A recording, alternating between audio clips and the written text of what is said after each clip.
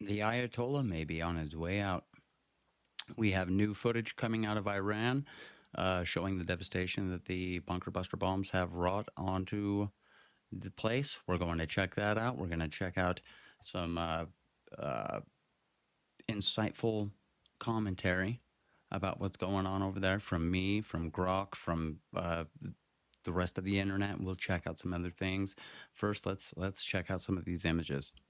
Let's see how bad it is. We just got brand new details about Operation Midnight Hammer from Defense Secretary Pete Hegseth and the chairman of the Joint Chiefs of Staff. Now, here with me at the Magic Wall to break this all down is about what we know is retired Colonel Cedric Layton. Colonel, thank you so much for being here. Take us through this mission, because it had been in the planning for quite some time. It really has, Manu, and this is the graphic that the DoD provided us with this. So they started, they've been planning this for, in some ways, for over a year, and in other ways they've been doing exercises that kind of did the same thing for up to 2 or more years. Oh, wow. But the key thing is this: the actual operational planning really started a few weeks ago once the direction came from the president to do this kind of thing. So when they left Whiteman Air Force Base, they did it basically right after midnight on the 21st of June, and then they came through and struck the targets in Iran about 18 hours later, 18 hours and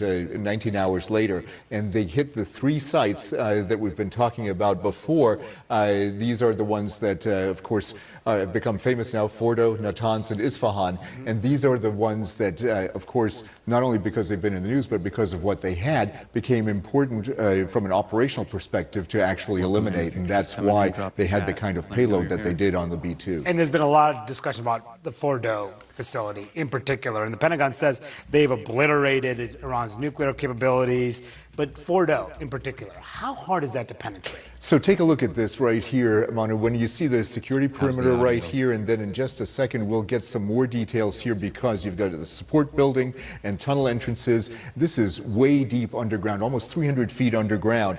So when you look at the layout of this, you've got those tunnel entrances that I talked about, that support building, and this mountain covers the centrifuges. The centrifuges are the key part to them doing what they need to do to, in essence, enhance the uranium to get it to the level that they need. So when you look at what this looked like before June 20th, this is what the fuel enrichment facility looked like from a satellite view. Now take a look at what happened here. Every single thing that you see here has been actually changed a bit. When you look at this, the June 20th slide, take a look at the facilities up here and over here. Now look, this is gone. Wow, that is crazy. This right here is also gone. So Gone. Just gone. I mean, you can't say it much better than that. Like, the proof is in the eating of the pudding, and the pudding is gone. There's nothing around. Holy crap. I mean, it's unbelievable. I guess I believe it.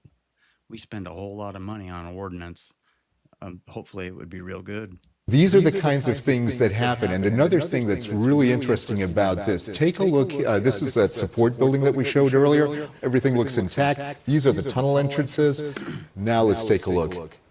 When you go over here, you see that these tunnel entrances have been damaged beyond repair. There's what appears to be smoke damage right here at the support building. And then when you look here, see these things right in this area right here. These are penetration holes right where the bombs hit. And when you look at, there's actually a further one when you go this way, right up in this area, right here, which shows that there are very key, precise impacts that they struck. And the idea here was to get at the centrifuges and use it with multiple bombs so that they could go down deep enough to eliminate the possibility of them even enriching the uranium. And we'll see if they've done that. The Pentagon says this thorough evaluation is still ongoing. In the meantime, there's this concern, real concern about retaliation from the Iran. Yeah, retaliation. What's going to happen? So what we ought to do is we ought to pull up a map. Oh God, do I want to do all this? But we could pull up a map.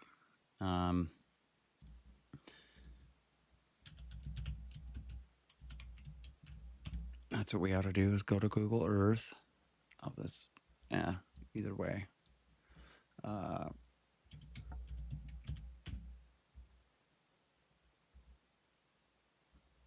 Earth maps found.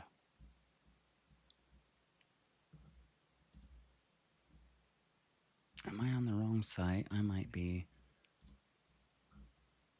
Google Earth. Yeah. Okay. Here we go. Here we go. So we're gonna go over to Tehran. Actually, we could probably do more than one thing at a time here, but whatever. I'm being stupid, and it's early. It's early. Just give me a break. Without having to create a project. Oh, cool. Start exploring. Untitled. Let's just search THRAN. Tehran. Let's see. And then back out. Okay, we're gonna back out here. So look at this. This is the Caspian Sea, right? Yeah, there's the Caspian. There's Azerbaijan. And here's Iran. Right on the other side of the Persian Gulf. Or the Arabian Gulf. And the Gulf of, yeah, they're right here. They're gonna try and block it off. The Gulf of Oman. Right here by Dubai. And they might be able to do it for a little bit, but yeah, not forever. They could probably mess with some shipping going through there for a while, but not for very long. I mean, you don't mess with the U.S.'s boats too terribly often. They can get away with it, I should say. But yeah, so what can they do? Tehran is huge. It's a big-ass place, man. Iran is a big place. Let's get down in here and see what Tehran looks like.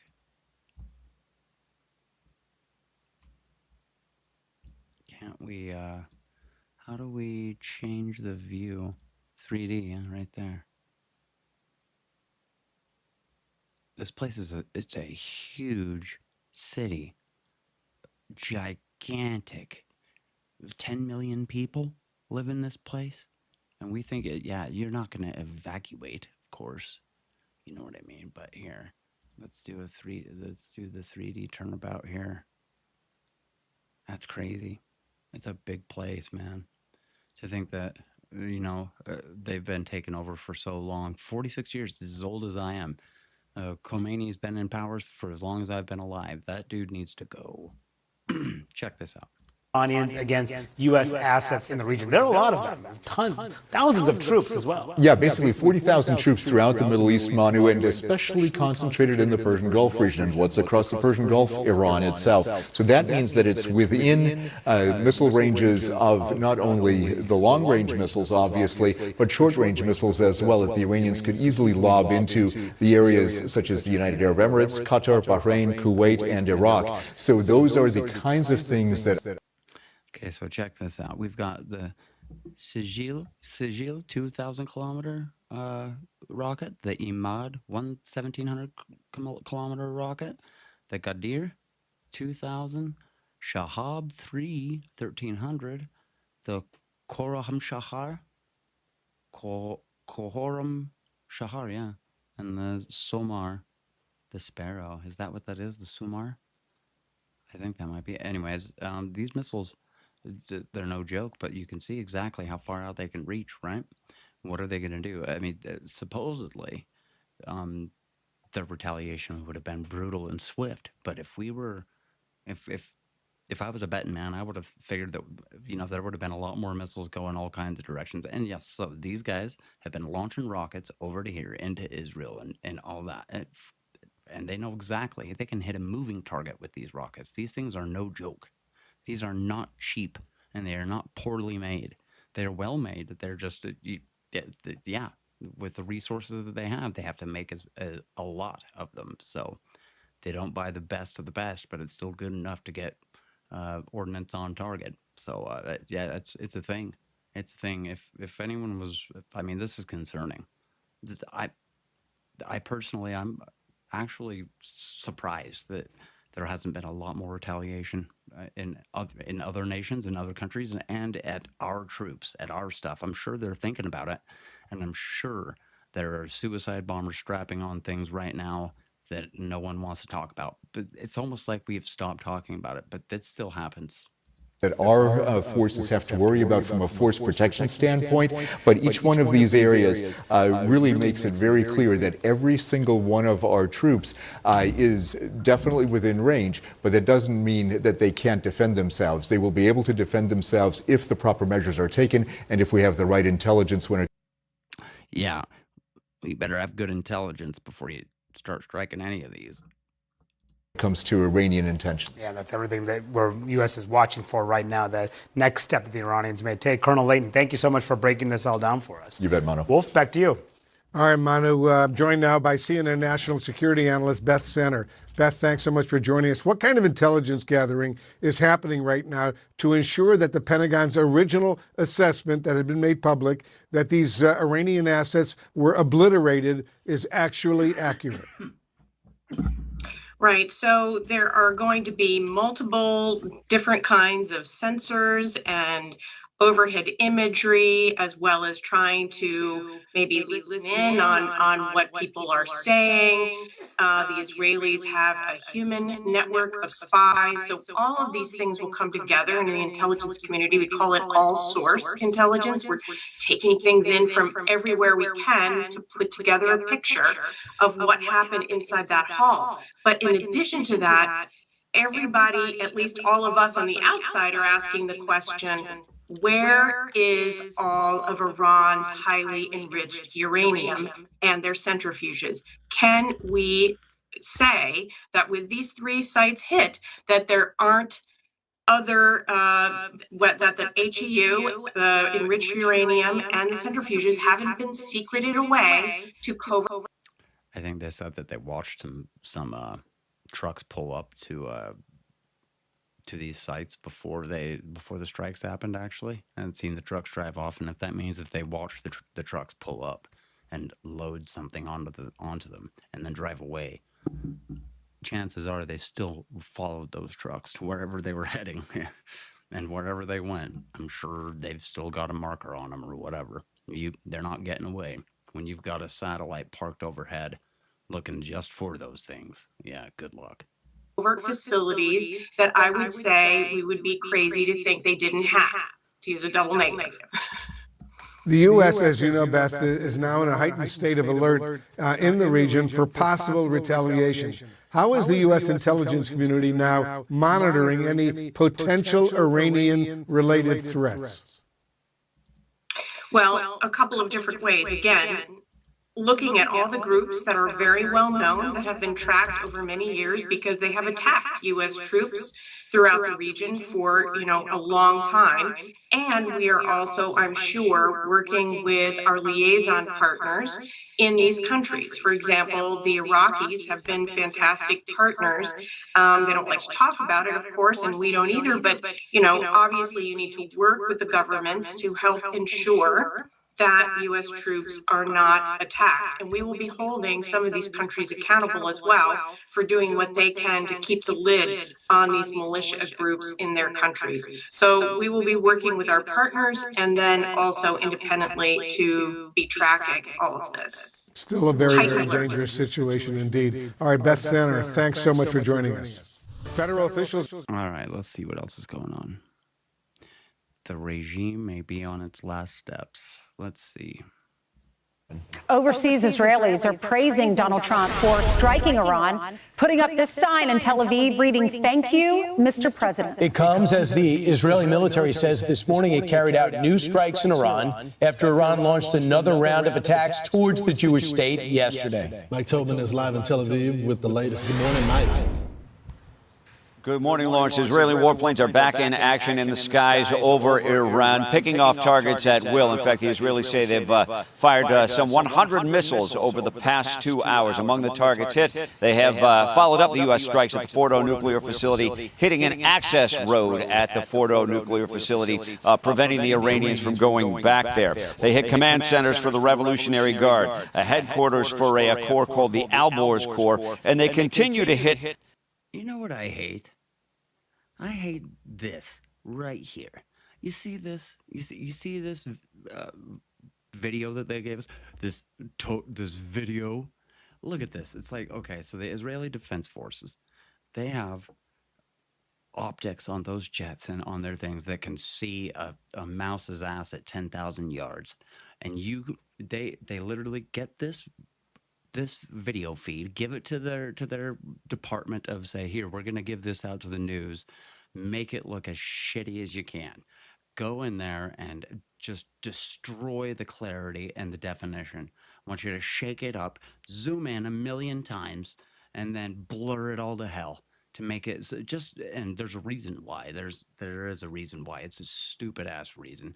The reasoning is because we don't want our enemies or to understand the capabilities that we actually have. Well, we understand, dude. I'm streaming on a phone right now. This is my web camera is a phone that'll do 4K and 60 freaking FPS or some damn shit. And to think that they have to dumb down and resolutionize, literally dumb down the video for us to see it before. Come on, we all understand that you have crystal clear thermal optics, crystal clear night vision optics from miles and miles away. Just stop stupiding it up for us. We know. The old jets and Cobra aircraft that are sitting on the ground, part of Iran's very old fleet of aircraft that didn't seem to get off the ground when the attack started. A top Iranian diplomat spoke in Vienna. He became another voice, Iranian voice, vowing retaliation. Iran reaffirms its inherent right to self-defense and will strongly defend its great nation, its sovereignty, and its supreme national interests by all necessary means. Oh, really? So this guy, he's the ambassador, Iranian UN, ambassador to the UN. I'll bet you he's worried, very, very worried about many, many things right now, considering that the Crown Prince of Iran came out this morning and said some things. He came out and made his declaration known that the time is now. If you live in Iran, the time is now for you to stand up and take back your country. The era of unchecked impunity has come to an end. Now, Israel's Prime Minister Benjamin Netanyahu says that Iran had enough uranium to make 10 bombs, and they were just a short trip away from that final bit of enrichment to arrive at weapons grade. And he said after Hezbollah Secretary General Hassan Nasrallah had been killed, Iran became desperate, started racing toward the bomb, and Israel had to act. They had enough of that, 9 or 10 bombs worth of enriched uranium. But they needed to make the bomb itself. And the bomb itself they rushed to do right after the collapse of the terror axis and the removal of Nasrallah. Therefore, we had to act. Yeah, no one, I mean, I don't disagree with him.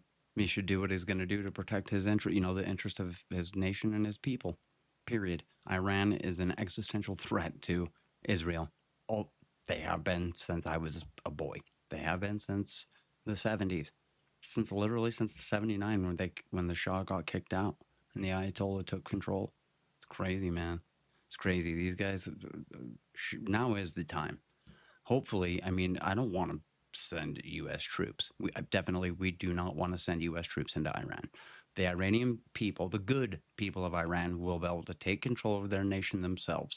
If we can help expedite that process, if Israel can help expedite that process, maybe by keeping the heads of all of the Republic Guard down, keep bombing the Republic Guard into oblivion, the Republic of Iran will go down. What do they call it? The Islamic Republic of Iran will fall, and the Democratic Republic of Iran can rise again. Israel once again endured the sirens and waves of incoming ballistic missiles from Iran. What you're looking at there is video from an underground train station in the port city of Haifa to the north of Israel as people crowded there for shelter. One projectile got through today, resulting in no injuries, but apparently a lot of power outages. Guys, back to you in New York. All right, Mike.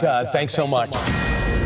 A Fox News alert now. The biggest B-2 bomber mission in U.S. history was a success. This marks the first time the 15-ton bunker buster bombs were used in combat, as 14 of them were dropped to take out 3 major nuclear sites in Iran. 2 decoy bombers flew to Guam, while the real B-2 bombers traveled east undetected, catching Tehran completely off guard. It involved 125 Air Force pilots and planes. Fox News senior strategic analyst, retired 4-star General Jack Keane, joins us now. General, we kind of wait and watch to see what Iran's going to do. They said this gambler Trump may start this war. We will finish it. Yeah, well, just think that we're in such a better place as a result of the attack than what we were before it.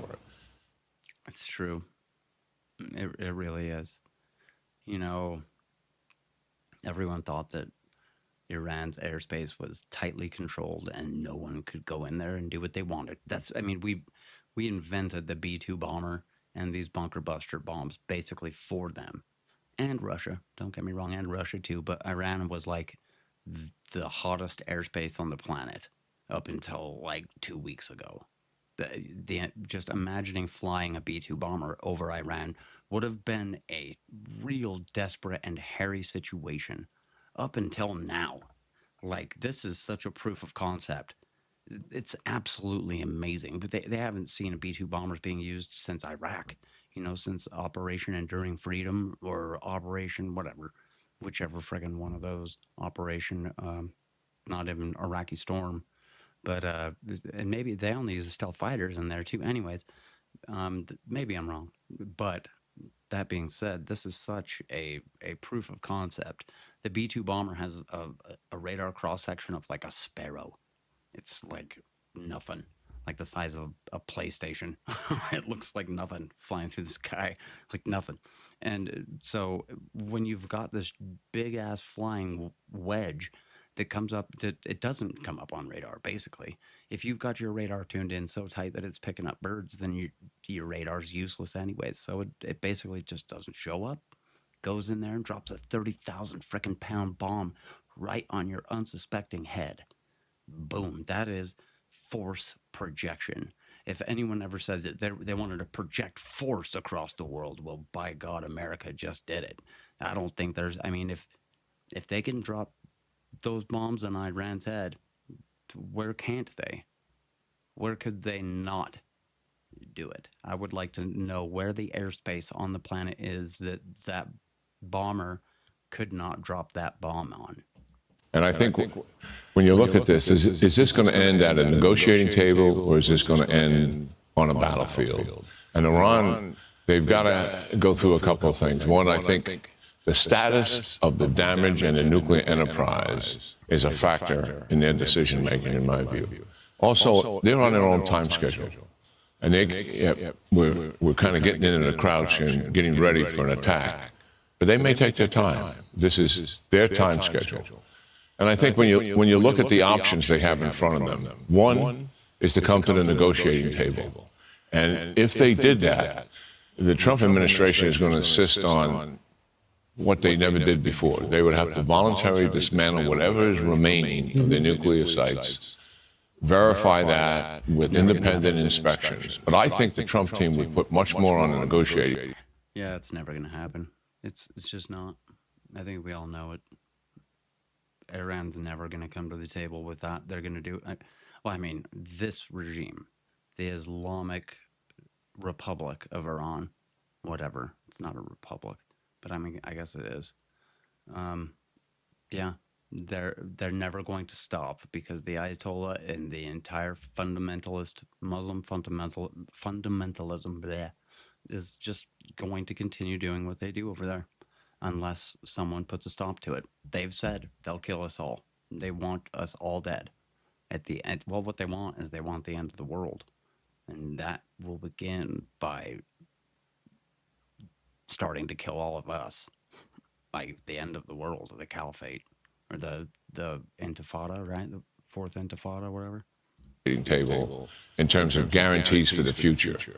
Complete dismantlement of their entire ballistic missile infrastructure. This is manufacturing centers, supply chain, the launchers, the stockpile, whatever they have left. And then the other thing is that would provide us an opportunity to stop supporting proxies, period. This is over. You're not going to support proxies anymore in the region if you want this kind of a deal.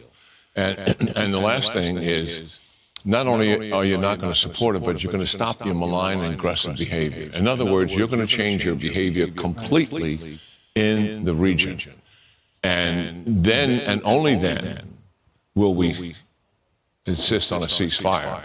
And then and only then would we put on the table sanctions relief, which is something they would want. So go ahead. Maybe I should make a knife channel. Yet another YouTube knife channel. Here, listen to this.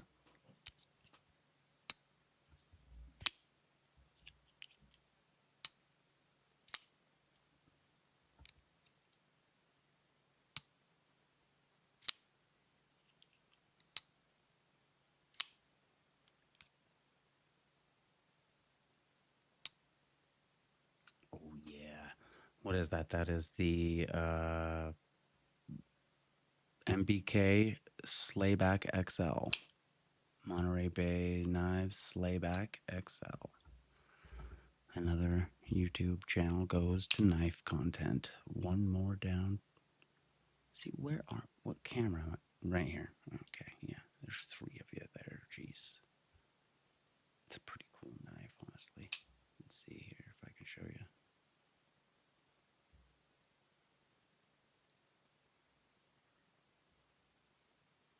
Turn on my light. The light's about 1,000,000 times brighter. There.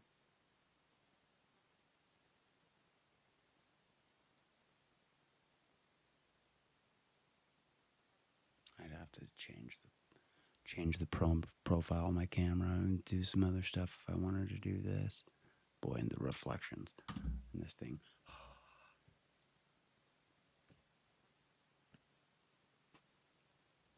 It is a shiny, shiny blade on this guy, though.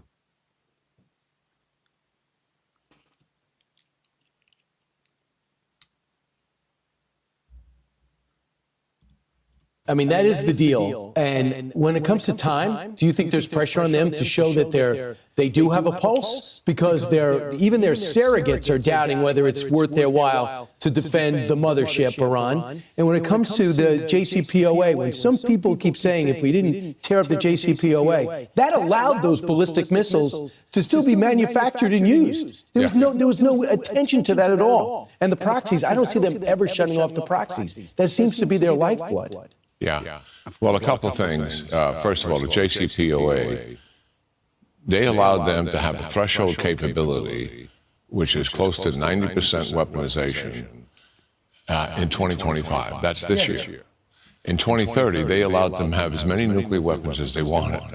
That is, and people forget this. This is why we walked away from the deal. The deal was supposed to prevent them having nuclear weapons, and the deal permitted them to have nuclear weapons, and that is why President Trump tore the deal up. Here's the other options that are remaining for them. They could just continue to fight with Israel. Their ballistic missile supplies are dwindling. You can see there's been minimal attacks on Israel in the last 48 hours. But they can continue that. No attack on the United States, no attack on Arabs in the region. They could do a limited but symbolic thing to deal with what you're suggesting. There's humiliation among the elites and the power structure. People, 80% of them, the ones that are still alive, the people that are trying to survive Israeli attacks and the rest of it, that's where their primary focus is. But when they have time, they're going to be delighted the fact that this regime may be on its last steps. And then the next option, and in that limited response, it was very similar. They could do something similar to what happened post-Qasem Soleimani. Iraq and Syria, we have bases there very close to Iran. They can move rockets and missiles over there, and the militia could take care of it, or they could attack themselves with some ballistic missiles, which is what they did. Post-Qasem Soleimani was about 16 to 20 ballistic missiles, limited response. Or they could come, their last option is an unrestrained consequential attack on the United States. Could be homeland. Yeah, well, how? I mean, how? Could be bases, could be other assets in the region. And do they include the Arab states, which they said they would? Now, if they do that last option, what would what would America's response be? It would be very massive. And it would be complete and total. It would be a total response. We really haven't gotten involved. We've sent a couple B-2 bombers to drop some very specific bombs on some very specific targets. What if our entire Navy and Air Force got involved? What if we didn't set 1 foot on the ground and we just went in with sortie after sortie after sortie? What if we set up well, it's a big ass country, so yeah, you're not going to set up on the borders and sit there and lob shit in because it's huge. 1,000 miles, 1,000-mile border.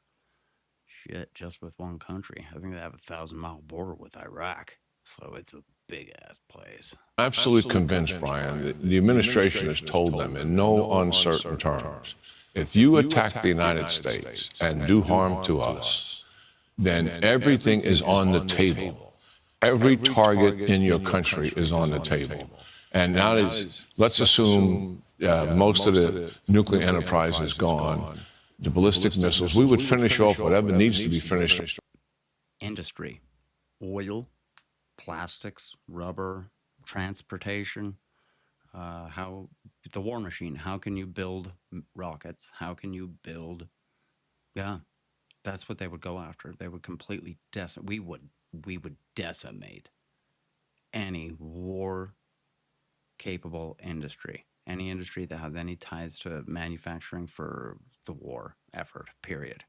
Off with those two targets, whatever needs to be done with the military, and I believe the civilian leadership targets would be on the table. And I believe they've been told that. And if they want any economy left, oil and gas really not touched, if we destroy the oil fields and gas, they're done. That was my omission. Oil and gas would absolutely be a primary target. Fascinating time. General, thanks so much. Appreciate it. We'll see how this unfolds. We did report. Yeah, this is crazy. It's always, I don't know. It's always darkest before the dawn and other nice platitudes of goodness. But honestly, shit's getting real out there, folks. Say a prayer. I hope everything's going to be all right. There's been a lot of blood spilled over the past couple of days, and it's just, hopefully there's an end. Hopefully there's an end in sight, because it's been going around for a long time. Iran's been putting their thumb in the eye of everyone in the world, and now their chickens have come home to roost. I have 0 F's given for the Ayatollah. Forget that dude. Someone ought to get him out and let the rest of the Iranian people, they need to take out the Ayatollah, and they need to extract their pound of flesh so that they can have their peace. Anyways, like, share, and subscribe. Follow for more. Have a beautiful day. My name's Joel. Follow me on X at Kennington Joel. Follow me on TikTok over there at Just Kidding.